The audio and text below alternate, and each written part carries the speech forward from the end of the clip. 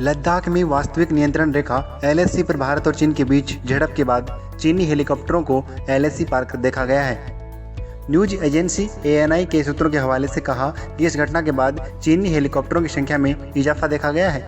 ये माना जा रहा है कि मारे गए चीनी जवानों घायल सैनिकों को एयरलिफ्ट कराने के इरादे से ये आए थे।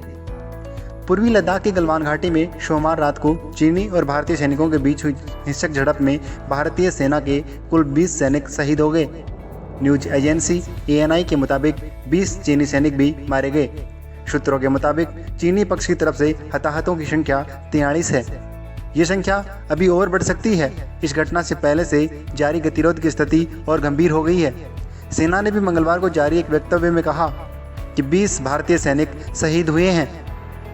शुरुआत में भारतीय सेना ने कहा था कि झड़प में एक अधिकारी और 2 सैनिक शहीद हुए।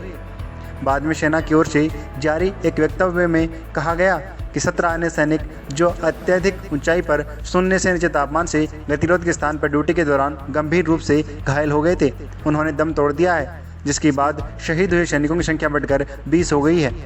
वक्तव्य में कहा गया कि भारतीय और चीनी सैनिकों के बीच गलवान क्षेत्र में जिस स्थान पर 15-16 जून 2020 को झड़प हुई, वहां से दोनों सेनाओं के सैनिक हट गए हैं। वक्तव्य में कहा गया कि भारतीय सेना राष्ट्र की संप्रभुता और अखंडता की रक्षा के लिए दृढ़ता से प्रतिबद्ध है।